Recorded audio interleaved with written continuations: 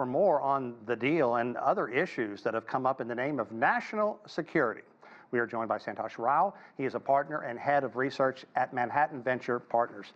Thanks very much for taking time to chat with us. It's been an interesting few days here. Now, Nippon Steel, and to a large degree, the management of U.S. Steel, see this proposal as a saving grace of an American icon. Certainly not the vision shared by Joe Biden and Donald Trump, who claim that U.S. national security is at risk. What do you believe is at stake in all of this? Absolutely. Thank you for having me. I think this is a victim of the political rhetoric going on, one side trying to keep its word, rather both sides trying to keep their word. So it really is caught up in the political cross currents, but on an economic sense, it makes a lot of sense for this merger to go ahead.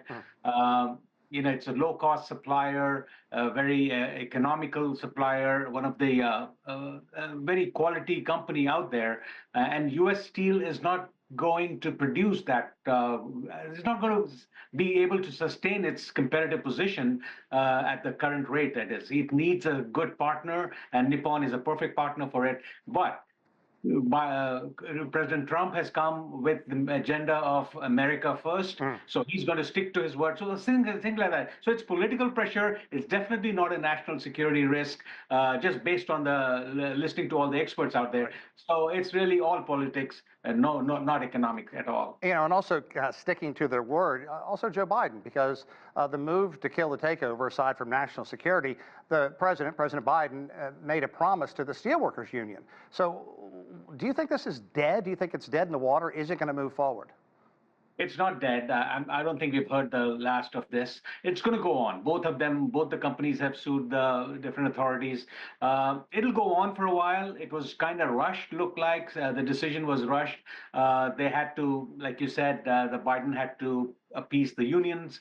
And Trump will come in with that mandate. But I think at the end of the day, Japan is a very close partner. It has that going for it. Nippon Steel is a very good company. And U.S. Steel needs a solid infusion of cash to maintain its competitive positions. It needs to innovate. It needs to grow. And right now, it doesn't have everything that it needs to do that. So I think it's a good partnership. I hope they can work out something. And Nippon Steel has said that they are going to keep the employees, they're going to invest here, they're going to innovate. So everything that Trump wants, onshoring and get everything here. So net, I think when the dust settles, there will be some kind of a compromise. That's from my vantage point that I see that. But initially, I think there's going to be a lot of rhetoric against this whole thing. But I don't think it's the end of it. Okay, so without coming right out and saying it as well, critics, including those in Japan, are saying that what Biden is doing smacks of protectionism.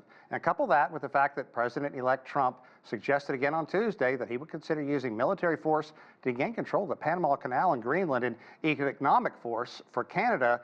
Your thoughts on those strong statements? Yeah, I think that's a big thing, and that's a head scratcher essentially. It's just the protectionism and all this fear of foreign competitors. I think it doesn't bode well for the whole from an economic standpoint, from the economist point of view. I think at this point he will continue doing all this. It's a lot of posturing, a lot of negotiating tools. I mean, Trump really comes hard on all these things. So he's taking a strong position up front. I'm sure there's a compromise in between here and there, but the message is very clear. He wants everything here, America first. Come in here, we'll give you all the facilities, we'll reduce the tax or whatever it takes to produce in India, in the US, and do whatever it takes for you to but we don't want foreign competitors stealing our lunch, essentially. Yeah. And that's his point. We don't, that's his point, and he's going to stick to that wherever he can. But let's see how far he can go with that. Yeah.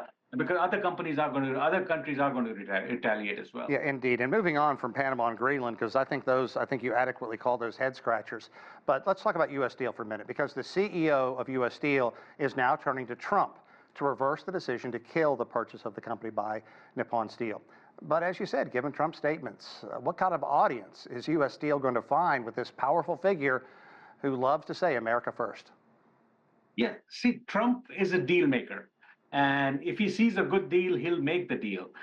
If you tell him that, hey, you're going to lose so many people, you're going to lose jobs, if they don't innovate, if they don't invest, they'll have to pull back from certain facilities, and it's really going to take out a good supplier of steel within the country, within domestic markets. So I think that's a big point going towards for U.S. Steel, and Trump does understand that. Yes, beyond the rhetoric, there is economic sense. Trump wants employment. He wants the country to grow. He wants the economy to grow. He needs all these countries. He needs all these companies to do well. So there is a middle ground somewhere. You can't be that harsh and going this way or that way. I think he got caught in his own promises. In this case, this company, this whole deal fell victim to that.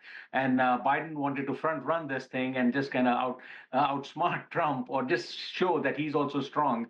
He wanted to please the unions. He got that, but I don't think he did it for the right reason. Yeah, These things makes total economic sense when you look at the details of this thing and how it benefits the country and both the companies. right. And Santosh, as far as U.S. Steel goes, I mean, that was the backbone of the United States, 50s, 60s, and 70s, and the strong middle class. Yep. But it certainly is not the case now. So if there is no sale to Nippon Steel, what's the future for U.S. Steel and its legions of employees, union employees? And how is this decision going to influence other foreign investment deals in the United States? Yes, I think that's not a good signal. There has to be a counterbalance. If Nippon Steel doesn't come in, and they definitely need some infusion of cash, of capital to really innovate and grow.